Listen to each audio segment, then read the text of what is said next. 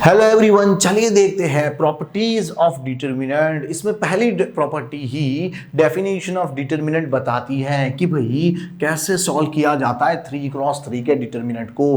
कि भाई अगर कभी हम sum of product of any row और columns element with its corresponding cofactor अगर कर दिए तो वो हमें उस मैट्रिक्स क्या डिटर्मिनेंट दिलाती है, मतलब that is equal to determinant of A, जिसे आप डेट ए यानी डिटर्मिनेंट ऑफ ए या फिर डेल्टा से भी डिनोट करते हो। तो ये पहली डेफिनेशन खुद ही क्या बताती है, वैल्यू ऑफ डिटर्मिनेंट कैसे ढूंढा जाता है। इसे अगर सिंप्लीफाई करके लिखूं तो भाई सपोज ए इक्वल टू, अगर मेरे पास ऐसा होता कि भाई A11 A12 A13, ठीक है। अच्छा ये डिटर्मिनेंट है, याद रखना। अच्छा यहाँ पे साथ में होता A21 A22 A23, यहाँ पे A31 A32 A33। इस तरह से अगर कोई डिटर्मिनेंट दिया होता तो इसकी वैल्यू कैसे मिलती। मैंने कहा देखो यहाँ दिया है सम का मतलब हो जाता है प्लस, क्या हो जाता है, प्लस। अच्छा, सम ऑफ एनी रो और कॉलम्स एलिमेंट, मतलब आप कोई भी रो या कॉलम के एलिमेंट पकड़ लो। मैंने कहा देखो यहाँ पे अगर मैं पहली रो के एलिमेंट पकड़ूँ तो A11 A12 A13 है। अच्छा, इनका प्रोडक्ट करना है इनके कोरस्पॉन्डिंग कोफैक्टर से। मैंने कहा सिंपल सी बात है, इसका कोफैक्टर होगा C11, इसका C12, इसका C13। तो ये क्या देता है हमें, डिटर्मिनेंट ऑफ दैट मैट्रिक्स।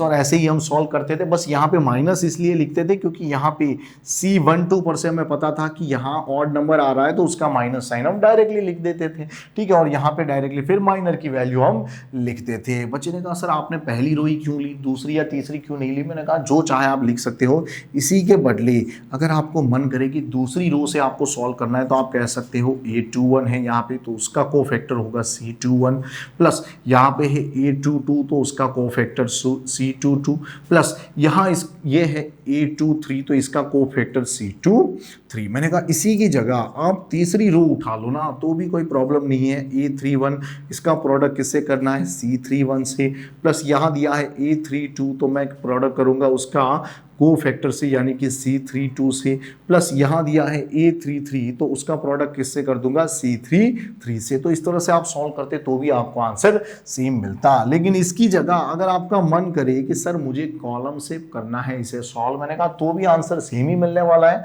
आप कह सकते हो कॉलम के एलिमेंट्स कौन कौन से हैं, यहाँ दिया है A11, यहाँ दिया है A21, यहाँ दिया है A31। इसके कोफैक्टर होते हैं C11 फिर प्लस लगाना है, इसका कोफैक्टर C21 फिर प्लस लगाना है, इसका कोफैक्टर होता है C31। तो इससे भी हमें क्या मिलता है, डिटर्मिनेंट ऑफ दैट मैट्रिक्स। बच्चे ने कहा सर आप अगर दूसरी और तीसरी कॉलम से सॉल्व करो तो, मैंने कहा तो भी कोई प्रॉब्लम नहीं है, तो भी हमें आंसर सेम ही मिलने वाला है। मैं और करके इसे भी लिख सकता हूँ कि भाई यहाँ पे मैं अगर दूसरी कॉलम उठाता हूँ तो क्या होगा, देखो A12 लिखा है, फिर क्या कर देंगे इसके कोफैक्टर से इससे प्रोडक्ट कर देंगे मतलब C12, प्लस यहाँ पे है A22 तो मैं साथ में प्रोडक्ट कर दूंगा C22, प्लस यहाँ पे है A32 तो इसका प्रोडक्ट किससे हो जाएगा, C32 से। अगर ये सॉल्व करते हो तो भी आपको वैल्यू ऑफ डिटर्मिनेंट ही मिलेगी। सेम वे अगर आप तीसरी कॉलम ले लो तो भी फर्क नहीं पड़ता। यहाँ दिया है A13 plus A23 plus A33, मैंने कहा साथ में हमें लिख देना है C13 C23 C33। इन्हें सॉल्व करने पर भी आपको वैल्यू ऑफ डिटर्मिनेंट ही मिलेगी। एक बात बहुत ही बढ़िया से नोटिस हमें करनी है कि हमने जो भी एलिमेंट लिया उसी का कोफैक्टर लिया है, और उसे सॉल्व करने में हर बार हमने ट्रिक यूज की है। कोफैक्टर के बारे में हम जानते हैं कि कोफैक्टर का मतलब होता है -1/i+j इंटू इट्स माइनर। और वहां पे हम डायरेक्टली माइनर इसलिए सॉल्व करते समय लिखते थे क्योंकि इसका सॉल्यूशन हमने डायरेक्टली लिखा हुआ है। कैसे, हर कोई जानता है यहाँ प्लस यहाँ माइनस, यहाँ प्लस ही साइन आती है फ्रॉम दिस -1/i+j से। यहाँ पे होती है माइनस प्लस एंड माइनस, यहाँ पे होती है प्लस माइनस एंड प्लस। तो ये डायरेक्टली हम साइन लिख देंगे जिससे इसे हमें सॉल्व ना करना पड़े और सिर्फ हमें माइनर की वैल्यू ही लिखनी पड़े। ठीक है, चलिए देखते हैं दूसरी प्रॉपर्टी ऑफ डिटर्मिनेंट। दूसरी प्रॉपर्टी कहती है कि भाई अगर कभी आपके पास मैट्रिक्स A = AIJ करके कुछ दिया हो, ठीक है, of order m cross m या n क्रॉस n यानी कि स्क्वायर मैट्रिक्स हो, तो आपको बता दूं आप कभी भी, ठीक है, सम मतलब sigma, sum of any row और कॉलम्स एलिमेंट, मतलब कोई एक रो या कॉलम के एलिमेंट ले लो, ठीक है, sum of product of any row और columns element with cofactor of other row और कॉलम्स कोफैक्टर। मतलब कि आप क्या करो, किसी रो या कॉलम के एलिमेंट ले लो, ठीक है, उसका प्रोडक्ट कर दो किनके साथ, किसी दूसरी रो या कॉलम के कोफैक्टर के साथ, और बाद में उनका एडिशन कर दो ना, तो वो हमेशा कैसा आंसर देगा, जीरो। कैसा आंसर देगा, जीरो। फॉर एग्जाम्पल कि भाई मैट्रिक्स ए इक्वल टू, हमारे पास कुछ ऐसी चीजें हो कि भाई A11 A12 A13, यहाँ A21 A22 A23, यहाँ A31 A32 A33। तो अगर मैं यहाँ पे किसी भी एक रो या कॉलम को पकड़ लूँ, फॉर एग्जांपल यहाँ मैंने रो 1 पकड़ ली, उसके एलिमेंट लिख लिए मैंने A11 A12 A13। अब मैं उन्हीं एलिमेंट्स के साथ किसी दूसरी रो के कोफैक्टर उठा रहा हूं। फॉर एग्जांपल दूसरी रो यहां है, उसके कोफैक्टर क्या होंगे, इसका कोफैक्टर होगा C21, इसका होगा C22, इसका होगा C23, और इनके साथ प्रोडक्ट कर दिया मैंने, और बाद में इनका अगर सम कर दूं, तो हमेशा मुझे आंसर क्या मिलेगा, जीरो। क्या मिलेगा, जीरो। और बच्चे ने कहा सर अगर मैं इसी एलिमेंट के कोफैक्टर साथ में रखता, तो मैंने कहा तो आपको डिटरमिनेंट मिल जाता इसी मतलब मैट्रिक्स का। तो मतलब अगर कभी भी आपने कोफैक्टर बदल दिए तो आपको आंसर क्या मिल जाएगा, जीरो। क्या मिल जाएगा, जीरो। सेम वे अगर आप किसी कॉलम में ऐसा काम करते हैं कि सपोज मैं कॉलम 1 के सारे एलिमेंट ले रहा हूं, मतलब A11, ठीक है, A21, और यहाँ पे है A31, और उसके साथ किसी और कॉलम के कोफैक्टर का मल्टीप्लिकेशन कर रहा हूं, लाइक दिस इज कॉलम 3, इसके कोफैक्टर क्या होंगे, इसका कोफैक्टर होगा C13, इसका कोफैक्टर होगा C23, इसका कोफैक्टर होगा C33, और इनके साथ प्रोडक्ट करने के बाद इन सब का प्लस कर दूं, तो ये भी मुझे क्या आंसर देगा, जीरो। क्या आंसर देगा, जीरो। तो इस तरह से आप इस प्रॉपर्टी से अंदाजा लगा सकते हो कि हम जब भी वैल्यू ऑफ डिटरमिनेंट ढूंढते हैं तो एलिमेंट्स को उसी के कोफैक्टर के साथ मल्टीप्लाई करना है। अगर दूसरे किसी के कोफैक्टर के साथ मल्टीप्लाई किया तो आंसर क्या हो जाएगा, जीरो। क्या हो जाएगा, जीरो। चलिए देखते हैं अगली प्रॉपर्टी। अगली प्रॉपर्टी है कि भाई कभी हमारे पास कोई मैट्रिक्स ए दिया हो तो उसके ट्रांसपोज को हम A⁻T बताते हैं। ट्रांसपोज का मतलब आपको बता दूं कि हर रो के एलिमेंट को हम कॉलम में बदल दे, या फिर हर कॉलम के एलिमेंट को हम रो में बदल दे, उसके साथ एक्सचेंज ओवर कर दे, तो उसे क्या बुलाते हैं, transpose of A. Transpose of A कि भाई अगर ऐसा मैं कर दूं तो आपको बता दूं, आप ए का डिटरमिनेंट ढूंढो या A⁻T का डिटरमिनेंट ढूंढो, आंसर कैसा मिलता है, सेम। कैसा मिलता है, सेम। बच्चे ने कहा सर ऐसे कैसे सेम मिलेगा, मैंने कहा डेफिनेटली मिलेगा।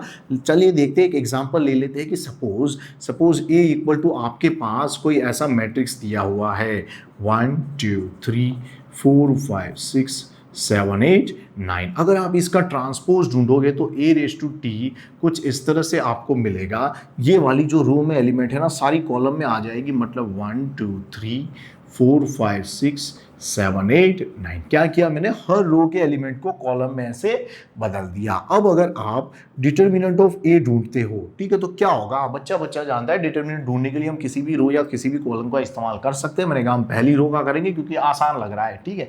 याद रखना, अगर आपको जितने ज्यादा जीरो दिखे अगर आप उस रो या उस कॉलम का यूज करते हो तो आपका आंसर ईजी हो जाता है, उतना जल्दी मिल जाता है, ठीक है। अच्छा, यहाँ पे अगर मैं पहली ही रो से करता हूं तो 1, फिर ब्रैकेट, फिर क्या करेंगे, देखो यहाँ पे साइन प्लस थी, यहाँ माइनस है, यहाँ पे प्लस, तो यहाँ पे -2 कर दूंगा, फिर यहाँ पे ब्रैकेट, फिर यहाँ पे +3 और फिर यहाँ पे ब्रैकेट। तो क्या होगा, बच्चा जानता है सर यहाँ पे हमें क्या करना है, 1 वाली रो को एंड कॉलम को रिमूव कर देना है। तो क्या होगा, 9 5 45 -8 6 48। मैंने कहा अगर -2 की बात करेंगे तो क्या होगा, 9 4 36 -7 6 42। मैंने कहा 3 की बात करेंगे तो ये बाकी बचा उसका क्या होगा, 8 4 32 -7 5 35। मैंने कहा अब अगर इसे आगे सॉल्व करने की कोशिश करेंगे तो क्या होगा, 1 तो एज इट इज, इसका आंसर -3, -2 एज इट इज, इसका आंसर -6, +3 एज इट इज, इसका आंसर हो जाता है 3। मैंने कहा ये -3, ये माइनस माइनस प्लस एंड 2 6 हो जाता है 12, यहाँ माइनस बाहर आएगा, 3 3 9, तो आंसर क्या मिला हमें? 0। क्या मिला? 0। अब चलिए देखते हैं कि अगर मैं a⁻t का डिटर्मिनेंट लेता तो क्या होता। मैंने कहा डायरेक्टली यही ढूंढ लेते हैं, ठीक है। और यहाँ पे मैं काम कर रहा हूँ कि मैं यहाँ भी पहली रो से ही सॉल्व कर रहा हूँ। तो पहली रो में मुझे एलिमेंट दिखा 1, मैंने कहा ब्रैकेट लिख देते हैं। फिर हमें लिखना है -4, क्यों? यहाँ पे प्लस, यहाँ पे माइनस एंड यहाँ पे प्लस साइन आती है फ्रॉम -1⁻i+j पर से, ठीक है, क्योंकि हम को फैक्टर का इसमें यूज करते हैं। फिर यहाँ पे दिया है +7 और फिर हम लिख देंगे ब्रैकेट। मैंने कहा देखो अगर आप यहाँ पे 1 से सॉल्व करने जाओगे तो उसकी रो एंड कॉलम को रिमूव करोगे तो क्या होगा। मैंने कहा देखो कॉलम को ऐसे हम रिमूव कर देंगे तो क्या होगा, 5 9 45 -8 6 क्या हो जाता है 48। फिर अगर 4 पर से सॉल्व करोगे तो 9 2 18 -3 8 24। अगर 7 पर से सॉल्व करोगे तो 6 2 12 -3 5 15। मैंने कहा देखो यार यहाँ पे इसका आंसर क्या आ रहा है। मैंने कहा देखो -3 आ रहा है, ये -4 एज इट इज़, इसका आंसर -6 +7 एज इट इज़, इसका आंसर हो जाता है -3। मैंने कहा भाई ये आंसर होगा -3, ये माइनस माइनस प्लस तो 4 6 24, यहाँ पे माइनस बाहर आ जाएगा तो 7 3 21। मैंने कहा 24 में से 21 गया तो 3 बचता है और 3 - 3 इज 0। मतलब बच्चा समझ गया सर जी अगर आप मैट्रिक्स ए लो, ठीक है, कि a⁻t लो, उसका डिटर्मिनेंट हमेशा आंसर कैसा देगा, सेम देगा। चलिए देखते हैं अगली प्रॉपर्टी। अगली प्रॉपर्टी कहती है कि भाई सपोज हमारे पास कोई मैट्रिक्स ए हो, भाई एक मैट्रिक्स इस तरह से सपोज दिया हुआ हो 1 2 3 3 2 1 5 7 3, इस तरह से कोई 3 क्रॉस 3 का स्क्वायर मैट्रिक्स हो, और मैं कोई दूसरा मैट्रिक्स ले लूं जिसमें यहाँ पे क्या किया गया हो, किसी एक रो में या किसी एक कॉलम में इंटरचेंजिंग किया गया हो। मतलब कि यहाँ पे सपोज ये दूसरी वाली रो पहले आ जाएगी और पहली वाली यहाँ आ जाएगी, तो उससे बनने वाले मैट्रिक्स को मैंने बी नाम दे दिया। तो यहाँ आ जाएगा 3 2 1, ठीक है, यहाँ पे आ जाएगा 1 2 3, यहाँ पे है 5 7 3। तो अब अगर मैं डिटर्मिनेंट ऑफ ए ढूंढूं एंड डिटर्मिनेंट ऑफ बी ढूंढूं ना, तो determinant of A equal to मैं कह सकता हूँ minus of determinant of B, या फिर मैं कह सकता हूँ determinant of B equal to minus of determinant of ए।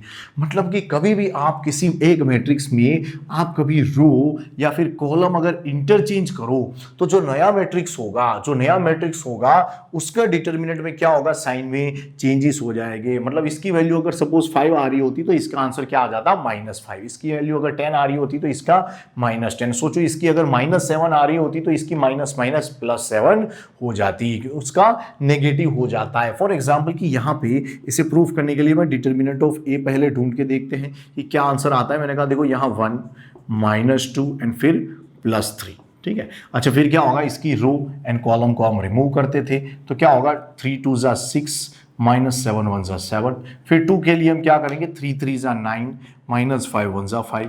यहाँ पे क्या हो जाएगा, 7 3 21 -5 2 10। मैंने कहा देखो यहाँ पे इसका आंसर होगा -1, यहाँ -2 है। मैंने कहा देखो 9 - 5 इज 4 +3 इंटू इसका आंसर क्या होगा 11। मैंने कहा देखो 4 2 8 हो जाता है तो मैंने यहां लिख दिया +11 3 33। मैंने कहा 33 में से 8 निकालेंगे ना, देखो 33 में से 8 निकालेंगे तो 25 होगा, 25 में से 1 निकालेंगे तो 24।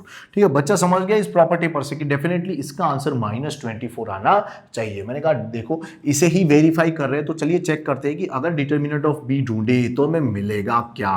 मैंने कहा देखो यहाँ पे मैं अगर पहली ही रो से सॉल्व करूंगा तो 3 फिर ब्रैकेट, फिर यहाँ पे -2 फिर ब्रैकेट और फिर बाद में +1 एंड ब्रैकेट। हमें पता है कि यहाँ पे प्लस माइनस एंड प्लस ऐसी साइन आती है इसलिए मैंने plus minus and plus sign लिख दी है। अब क्या होगा, इसकी रो एंड कॉलम को हम रिमूव करते थे तो 3 2 6 -7 3 21।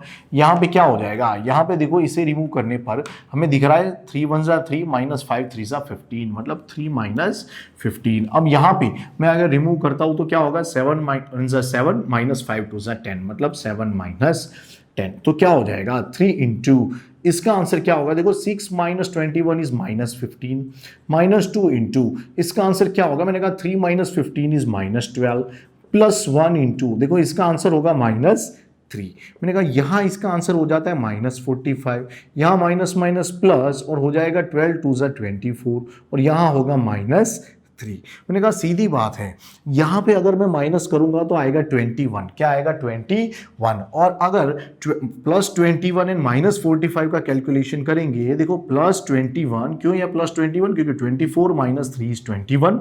तो क्या होगा? Minus 45 and plus 21 will give us minus 24। तो बच्चे ने देखा कि सर जी यहाँ 24 था ना, तो यहाँ माइनस 24 आ गया, मतलब कि determinant of A equal to minus determinant of B आ गया। आप वाइस वर्सा कह सकते हो कि भाई determinant of B equal to minus of determinant of A आ गया। कैसे? अगर आप डिटर्मिनेंट ऑफ बी लिखो तो ये माइनस 24 होता है, माइनस ऑफ अगर आप इसकी वैल्यू लिखो तो क्या है? 24। मतलब आप दोनों तरीके से इसे लिख सकते हो। तो आपको इस पर से क्या याद रखना है कि कभी कोई मैट्रिक्स या डिटर्मिनेंट आपके पास हो, ठीक है, अच्छा याद रखना ये प्रॉपर्टी हमें डिटर्मिनेंट में ही यूज करनी होती है कि कभी आपके पास कोई डिटर्मिनेंट दिया हो, उसमें आप किसी एक रो को दूसरे के साथ एक्सचेंज करते हो एक बार, ठीक है, या फिर कॉलम को एक्सचेंज करते हो, तो वैल्यू क्या हो जाएगी? उसकी नेगेटिव वैल्यू आ जाएगी। वैल्यू जो होगी मतलब आंसर इसका जो आ रहा होगा उसकी नेगेटिव वैल्यू आ जाएगी। चलिए देखते हैं अगली प्रॉपर्टी। अगली प्रॉपर्टी कहती है कि भाई कभी आपके पास कोई मैट्रिक्स A इक्वल टू कुछ इस तरह से दिया हुआ हो कि भाई यहाँ पे दिया हुआ हो A1 B1 C1, यहाँ पे हो A2 B2 C2, यहाँ पे हो A1 B1 C1। तो बच्चे ने कहा सर यहाँ पे दो रो हमें आइडेंटिकल मतलब सेम टू सेम दिख रही है। मैंने कहा कभी भी दो रो आपको इक्वल दिखे या फिर दो कॉलम में आपको सारे एलिमेंट्स इक्वल दिखे, मतलब कॉरस्पॉन्डिंग एलिमेंट्स कैसे दिखे?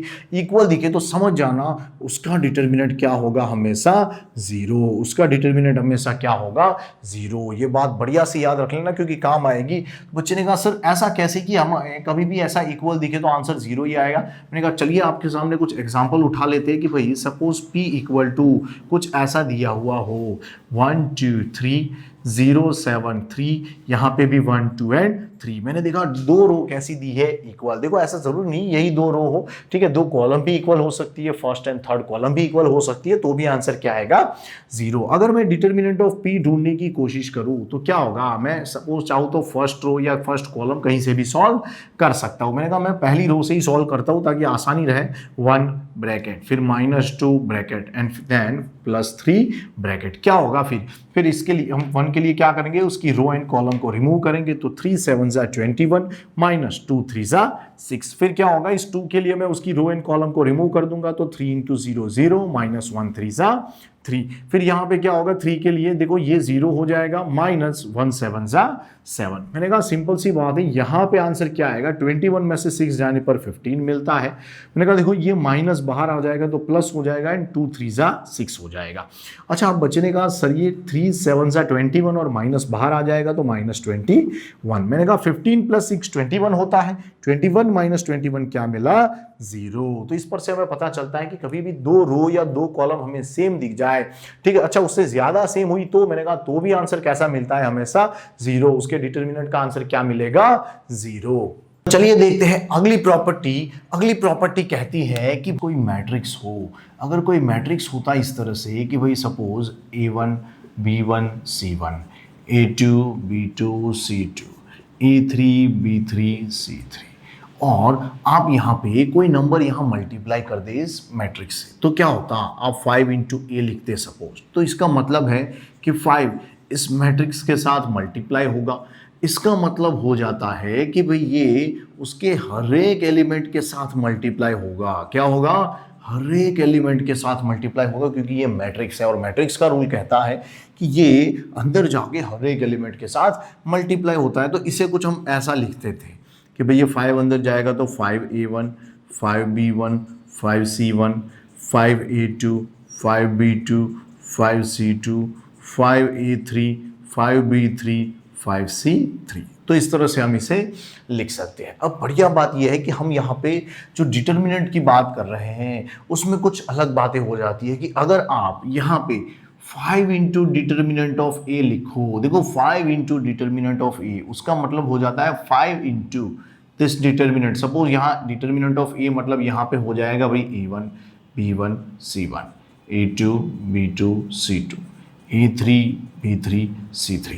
तो डिटर्मिनेंट कहता है कि ये 5 इसके अंदर जाके किसी भी एक रो या एक ही कॉलम से मल्टीप्लाई होगा, ना कि सारे एलिमेंट के साथ। ठीक है, डिटर्मिनेंट का रूल्स क्या है कि ये 5 यानी कोई स्केलर आप मल्टीप्लाई करो तो अंदर जाके किसी एक रो या किसी एक कॉलम के साथ ही मल्टीप्लाई होता है। मतलब बच्चे ने कहा सर अगर हम सिर्फ पहली रो के साथ ही मल्टीप्लाई करेंगे, मैंने कहा हाँ, या तो पहली या तो दूसरी या तो तीसरी, या फिर कॉलम में पहली दूसरी या तो तीसरी। तो मैं यहाँ पे पहली रो में सपोज जरूरत है और मैं मल्टीप्लाई कर रहा हूं तो 5A1 5B1 5C1, बाकी का एज इट इज, बाकी का एज इट इज। बच्चे ने कह दिया सर जी अगर यानी कि हमें हर एक एलिमेंट को मल्टीप्लाई करना हो तो क्या करेंगे। मैंने कहा देखो एक और 5 यहाँ पे चाहिए और एक और 5 यहाँ पे चाहिए, यानी यहाँ पे हमें 3 5 चाहिए जिससे हम यहाँ पे अंदर मल्टीप्लाई कर सके। तो बच्चे ने कहा सर यानी कि हम यहाँ पे 5 मल्टीप्लाई किया, सेम यहाँ पे किया, मतलब 5 3 बार यूज किया, मतलब क्या होगा 5 का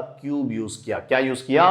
क्यूब यूज किया। मतलब कि जब मैं मैट्रिक्स में कोई नंबर मल्टीप्लाई करना चाहता हूं तो एक ही 5 से काम चल जाता है, लेकिन उसी की जगह जब डिटर्मिनेंट में मल्टीप्लाई करना चाहता हूं कि अंदर उसके हर एक एलिमेंट के साथ तो कितने 5 चाहिए? 3 5 चाहिए। कितने चाहिए? 3 5 चाहिए। बच्चे ने कहा सर तो कॉमन निकालना हो तो मैंने कहा सेम तरीके से कॉमन का फंडा है कि भाई सपोज आपको कुछ ऐसा दिया हो कि determinant of b equal to इस तरह से दिया हुआ हो कि भाई 10A1 10B1 10C1। ठीक है, यहाँ पे लिखा हुआ हो 10A2 10B2 10C2, यहाँ पे लिखा हुआ हो 10A3 10B3 10C3। तो यहाँ पे अगर आप कॉमन निकालने की कोशिश करोगे तो क्या होगा, देखो यहाँ से आप पहली रो से 10 कॉमन निकालोगे, दूसरी रो से भी 10 कॉमन निकालोगे और तीसरी रो से भी 10 कॉमन निकालोगे, क्योंकि ये डिटर्मिनेंट है। मैट्रिक्स की तरह की नहीं कि भाई सारे एलिमेंट में जो कॉमन दिख रहा है वो निकालो। आप यहाँ पे एक रो में से भी या फिर एक कॉलम में से भी कोई नंबर कॉमन निकाल सकते हो। तो बच्चे ने कहा सर यहाँ से 10 निकलेगा, मैंने कहा हाँ। यहाँ से भी 10 निकलेगा, मैंने कहा हाँ। यहाँ से भी बच्चे ने कहा 10 निकलेगा, मैंने कहा हाँ। मतलब 10 की पावर क्या हो गई? 3 हो गई। बच्चे ने कहा सर 3 रो थी इसलिए 10 की पावर 3 होगी, मैंने कहा बिल्कुल इसलिए ऐसा होगा। तो बच्चे ने कहा सर यानी कि अंदर क्या बचेगा? मैंने कहा सिंपल सी बात है, A1 B1 C1 A2 B2 C2 and यहाँ पे A3 B3 C3।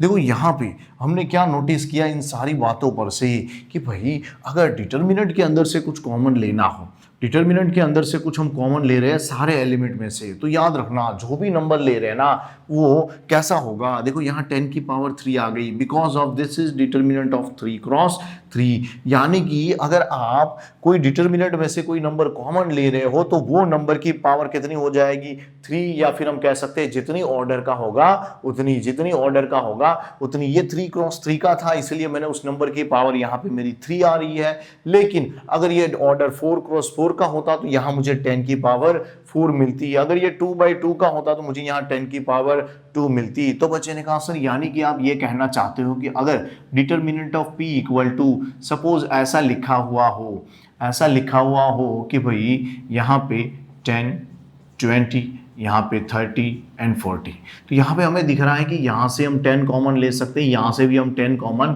ले सकते हैं। मैंने कहा हाँ, ये आपको पता चल गया कि हर जगह 10 का मल्टीपल है।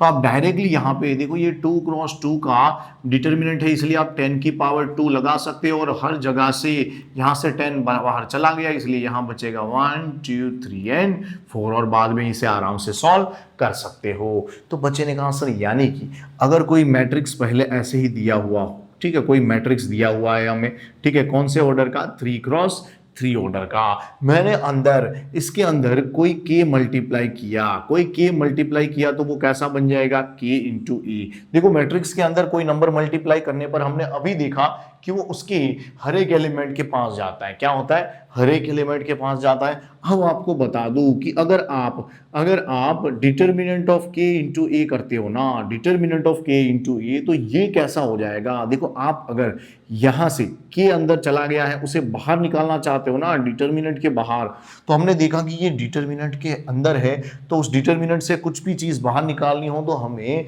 क्या हो जाता है? मैंने कहा देखो यहाँ k होगा ना, उसकी कुछ पावर आ जाएगी और अंदर बचेगा डिटर्मिनेंट ए।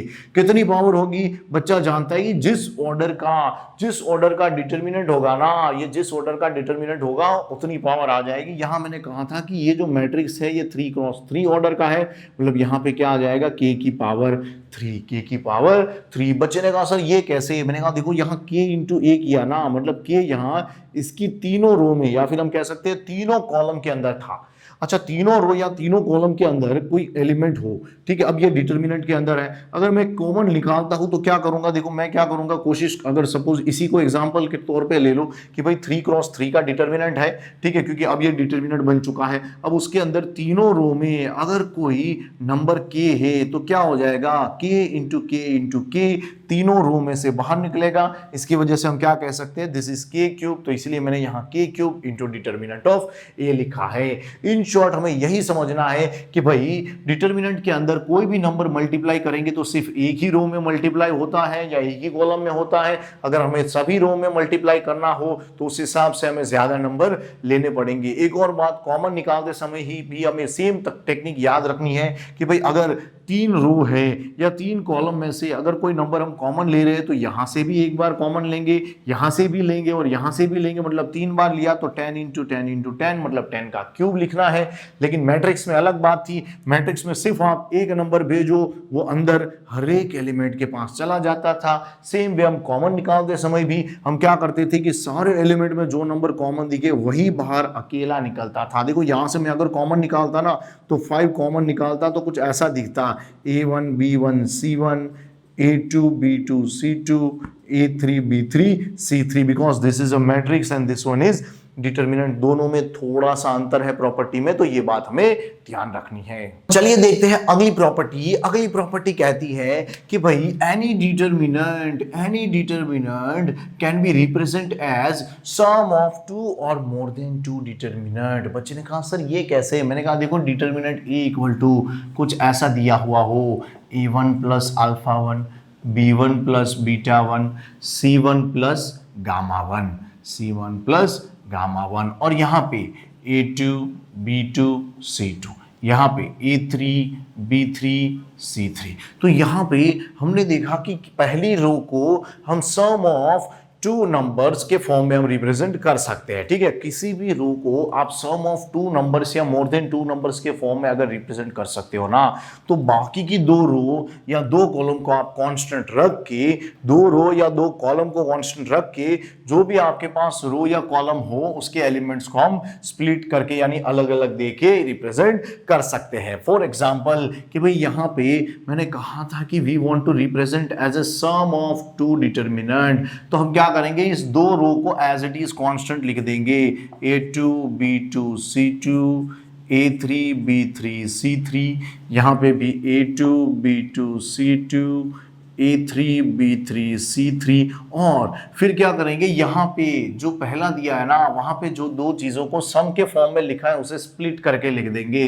फॉर एग्जांपल यहाँ पे मैं A1 B1 एंड C1 यहाँ पे लिख रहा हूँ और इस अल्फा 1 बीटा 1 एंड गामा 1 को इस तरफ लिख रहा हूँ। तो ये क्या हो गया कि भाई हमने किसी एक डिटर्मिनेंट को सम ऑफ 2 डिटर्मिनेंट के फॉर्म में रिप्रेजेंट कर दिया। सेम वे आप किसी भी 2 डिटर्मिनेंट का सम भी कर सकते हो। हाँ, आप किसी भी 2 डिटर्मिनेंट का सम भी कर सकते हो अगर आपको 2 रो कैसी मिले, इक्वल, यानी इसी चीज को आप कन्वर्स के फॉर्म में भी लिख सकते हो। फॉर एग्जांपल कि भाई सपोज आप ऐसे कर दो कि भाई यहाँ पे पहला डिटर्मिनेंट कुछ इस तरह से दिया है और बाद में दूसरा भी कुछ दिया है कि भाई यहाँ पे A1 B1 C1, यहाँ A2 B2 C2, यहाँ पे अल्फा 1 बीटा 1 गामा 1, ठीक है। यहाँ पे सेम भी A1 A2 B1 B2 C1 C2, यहाँ पे दिया है A3 B3 C3। तो आप अगर यहाँ पे ध्यान से देखोगे तो मैंने पहले भी कहा था यहाँ पे कि 2 रो को हमें कॉमन रखना है या फिर हम 2 कॉलम को भी कॉमन रख सकते थे अगर इस तरह से दिया होता तो। अब यहाँ पे हमने देखा कि सम करते समय देखो 2 रो तो इक्वल नहीं दिख रही है लेकिन पहली कॉलम यहाँ पे सेम दिखी, सेम वे मुझे यहाँ पे दूसरी कॉलम भी सेम दिखी, तो मैं कॉलम को भी एज इट इज रख के तीसरी कॉलम का एडिशन कर सकता हूँ, ठीक है। तो बच्चे ने कहा सर यानी कि यहाँ पे A1 A2 B1 B2 and C1 C2 as it is. मैंने कहा हाँ बिल्कुल। अब जो बाकी बचाना उसका एडिशन लिखना है, मतलब कि alpha 1 plus A3, beta 1 plus B3, gamma 1 plus C3। तो ये क्या मिल गया, सम ऑफ टू डिटर्मिनेंट। तो बचने का सर यानी कि while splitting any determinant into sum of two determinant, हमें दो रो या दो कॉलम को कांस्टेंट रखना है और तीसरी रो या कॉलम को हमें स्प्लिट करना है। मैंने कहा बिल्कुल सेम वे सम के अंदर भी क्या होगा कि हम दो कॉलम या दो रो को कांस्टेंट रखेंगे, ठीक है, उसे कांस्टेंट के फॉर्म में यहां लिख देंगे और जो बाकी तीसरी कॉलम या रो बचेगी ना उसका हम यहाँ पे एडिशन कर देंगे। तो इस तरह से हम इस प्रॉपर्टी को दोनों तरीके से यूज कर सकते हैं। चलिए देखते हैं अगली प्रॉपर्टी। अगली प्रॉपर्टी कहती है कि भाई सपोज हमारे पास कोई डिटर्मिनेंट हो कि भाई suppose determinant A equal to ऐसा दिया है A1 B1 C1, A2 B2 C2, A3 B3 C3 और आप यहाँ पे किसी भी एक रो या कॉलम को किसी स्केलर k से यानी किसी नंबर से मल्टीप्लाई करके दूसरी रो या कॉलम में ऐड करते हो तो जो नया डिटर्मिनेंट मिलेगा उसकी वैल्यू हूबहू मतलब सेम टू सेम जो पुराना डिटर्मिनेंट था उसकी जितनी ही होगी। बच्चे ने कहा सर ये कैसे हो सकता है? मैंने कहा देखो पहले तो आपको जो नया डिटर्मिनेंट मिलेगा उसका नाम मैं दे देता हूँ b, ठीक है। अच्छा, और अगर मैं किसी भी रो या कॉलम को k से मल्टीप्लाई करके दूसरे में ऐड करूं, फॉर एग्जांपल मैं यहाँ पे इस तीसरी कॉलम को k से मल्टीप्लाई करके पहली में ऐड कर रहा हूं तो क्या होगा? देखो ये A1 A2 एंड A3 था, उसमें मैं क्या कर रहा हूं तीसरी कॉलम को k से मल्टीप्लाई करके ऐड कर रहा हूं, मतलब k time C1 k time C2 k time C3 और बाकी के element as it is B1 B2 B3 C1 C2 C3। तो ये जो नया डिटर्मिनेंट मिला ना इन दोनों की वैल्यू कैसी होती है? सेम होती है। कैसी होती है? सेम होती है। मतलब नेक्स्ट प्रॉपर्टी कहती है कि determinant of B equal to determinant of A, मतलब आप किसी भी रो या कॉलम को आप स्केलर k से मल्टीप्लाई करके दूसरी रो या कॉलम में ऐड करो तो उसकी वैल्यू एज इट इज होती है। मतलब ये ऑपरेशन आप आराम से यूज कर सकते हो। बच्चे ने कहा सर जी हम कैसे मान ले कि दोनों की वैल्यू सेम होगी? मैंने कहा देखो भाई मैं यहाँ डिटर्मिनेंट ऑफ B की वैल्यू को ओपन करता हूँ और आपको डिटर्मिनेंट A की वैल्यू ला के दिखाता हूँ। हमें पता है कि किसी भी डिटर्मिनेंट को हम सम ऑफ टू डिटर्मिनेंट के फॉर्म में रिप्रेजेंट कर सकते हैं by putting the two rows और कॉलम एज ए कांस्टेंट, मतलब उसे एज इट इज रखेंगे और तीसरी कॉलम या रो को हम स्प्लिट करेंगे। तो बच्चे ने कहा सर यानी कि यहाँ पे हम ऐसा ही करेंगे। मैंने कहा हाँ इसे मैं सम ऑफ टू डिटर्मिनेंट के फॉर्म में पहले रिप्रेजेंट करूंगा। बच्चे ने कहा सर यहाँ पे हम चाहे तो इस दो कॉलम को कांस्टेंट रखते हैं और इसे स्प्लिट करते हैं। मैंने कहा बिल्कुल, यहाँ पे B1 C1 B2 C2 and B3 C3 as it is, B1 C1 B2 C2 B3 C3 as it is और इसे हम स्प्लिट करेंगे तो क्या होगा? यहाँ पे A1 A2 A3 आ जाएगा और यहाँ पे क्या आएगा? यहाँ पे ये वाली चीजें आएगी k time C1 k time C2 k time C3। मैंने कहा देखो ये वाली चीज है ना, ये वाली चीज मुझे same to same determinant A जैसी दिख रही है। प्लस यहाँ पे था डिटर्मिनेंट B क्योंकि इसी को मैंने स्प्लिट करके लिखा है। यहाँ पे मैंने देखा k कॉमन दिख रहा है, मैंने कहा k कॉमन निकाल लेते हैं। अंदर क्या बचेगा? अंदर बचेगा C1 C2 C3, यहाँ पे है B1 B2 B3, यहाँ पे है C1 C2 C3। बच्चे ने कहा सर जी हमने इस डिटर्मिनेंट में एक बात नोटिस की कि यहाँ पे ये पहली कॉलम एंड तीसरी कॉलम सेम दिख रही है। तो मैंने कहा याद करो मैंने प्रॉपर्टी आपको पढ़ाई थी, कभी दो रो या दो कॉलम अगर आपको सेम टू सेम मतलब आइडेंटिकल दिखे तो उस डिटर्मिनेंट की वैल्यू क्या हो जाती है? 0। अगर आप इसे सॉल्व करोगे तो आपको क्या मिलेगा? 0। बच्चे ने कहा सर यानी k इंटू 0 भी 0 होता है? मैंने कहा डेफिनेटली। तो determinant of A plus 0 is determinant of A, that means answer is determinant of B equal to determinant of A।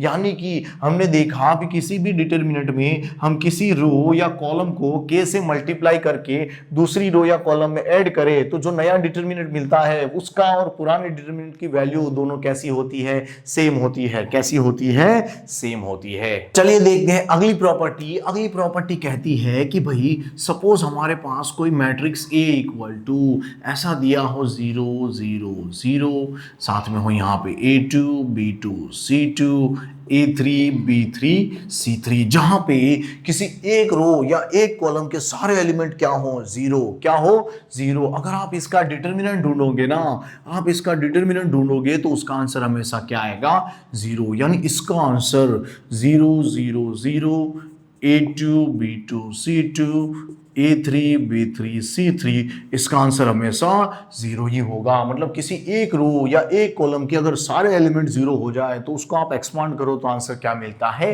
Zero ही मिलता है। कुछ कहते हैं सर कैसे, हम कैसे मान ले। मैंने कहा सिंपल सी बात है यार, इसे एक्सपांड करके देखो। मैंने कहा देखो LHS से मैं ट्राई करता हूँ, पहली रो से ही इसे सॉल्व करूंगा कि भाई जीरो, फिर हम लगाते थे ब्रैकेट, देखो यहाँ पे साइन होती थी प्लस माइनस एंड प्लस, तो बाद में माइनस जीरो फिर ब्रैकेट प्लस जीरो फिर ब्रैकेट। मैंने कहा देखो अंदर आप जो भी सॉल्व करोगे कि भाई पहली रो एंड कॉलम को हम रिमूव करेंगे क्योंकि इस एलिमेंट को ले रहे हैं, फिर इसे सॉल्व करते और जो भी आंसर आता doesn't matter, but zero into anything क्या हो जाता, जीरो, जीरो इंटू एनीथिंग क्या हो जाता, zero, plus zero into anything क्या हो जाता, जीरो। मतलब फाइनल आंसर हमें क्या मिलता, जीरो। तो उस पर से हमें पता चला किसी एक रो या एक कॉलम के अगर सारे एलिमेंट जीरो होना तो हमें बता देना है कि उस डिटर्मिनेंट की वैल्यू क्या होगी, जीरो। क्या होगी, जीरो। चलिए देखते हैं अगली प्रॉपर्टी। अगली प्रॉपर्टी कहती है कि भाई सपोज हमारे पास कोई मैट्रिक्स A इक्वल टू, देखो ये डायगोनल मैट्रिक्स है कि भाई A11 A22 A33, यानी यहाँ पे बाकी के एलिमेंट क्या होंगे, जीरो। तो आप अगर इसका डिटर्मिनेंट ढूंढो ना तो वो हमेशा A11 into A22 into A33 इसी तरीके से होगा। बचने का असर कैसे हम मान ली कि यही होगा, मैंने कहा सॉल्व करके देख लो, आपको खुद पता चल जाएगा कि अगर मैं इसका डिटर्मिनेंट सॉल्व करता तो क्या करता। Determinant of A equal to, देखो determinant of A equal to क्या करता, यहाँ A11 को लेता, ठीक है, फिर क्या करता उसकी रो एंड कॉलम को रिमूव करता, तो यहाँ पे क्या बचता, इन दोनों का product A22 into A33 minus zero. उसके बाद मैंने कहा देखो माइनस जीरो करने की जरूरत नहीं है, उसके बाद यहाँ पे माइनस जीरो फिर ब्रैकेट में कुछ आता प्लस जीरो फिर ब्रैकेट में कुछ आता। मैंने कहा देखो zero into anything zero, zero into anything zero, मतलब हमें यहाँ पे मिलता A11 into A22 into A33। मतलब कि अगर कोई डायगोनल मैट्रिक्स n ऑर्डर का होता तो मैं उसे जनरली इस तरीके से लिख सकता था A11 into A22 into A33 into up to AN, तो इस तरह से मैं इसे रिप्रेजेंट कर सकता हूं। सेम भी अगली प्रॉपर्टी कहती है कि भाई सपोज A एंड B कोई स्क्वायर मैट्रिक्स है ऑफ सेम ऑर्डर, इनका ऑर्डर कैसा है, सेम ऑर्डर है। तो अगर आप A इंटू बी करो, ठीक है, A इंटू बी करो तो बाद में उसका अगर डिटर्मिनेंट लो ना, अगर आप उसका डिटर्मिनेंट लो तो उसका आंसर हमेशा determinant of A into determinant of B के जैसा ही होगा। मतलब ये सिंपली ऐसा ही कह रहा है कि भाई ये डिटर्मिनेंट है ना, दोनों को सेपरेटली लग जाता है, आप ऐसा याद रख सकते हो, इस तरीके से याद रख सकते हो। बच्चे ने कहा सर जी और कोई प्रॉपर्टी बची क्या, मैंने कहा हाँ बिल्कुल, बहुत ही बढ़िया प्रॉपर्टी बची है कि भाई सपोज A इक्वल टू कोई मैट्रिक्स दिया हो हमारे पास कि भाई ऑफ ऑर्डर 3x3, ठीक है, सपोज ये n×n का होता लेकिन मैं 3x3 लिख रहा हूँ ताकि हमें जनरलाइज वे में अच्छा लगे, ठीक है। सपोज A11, ठीक है, A12 A13, यहाँ पे क्या हो जाता है ये A21 A22 A23, यहाँ पे A31 A32 A33। अगर मैं इन सारे एलिमेंट के कोफैक्टर निकालूं और उसका मैट्रिक्स लूं तो उसे मैं बुला सकता हूं मैट्रिक्स C। और कैसा दिखता है ये, मैंने कहा देखो इसका कोफैक्टर हो जाता C11, इसका C12, इसका C13, यहाँ पे C21 C22 C23, यहाँ पे C31 C32, ये C33। मैंने क्या किया, हर एलिमेंट के कोफैक्टर निकाले और यहाँ पे लिखा।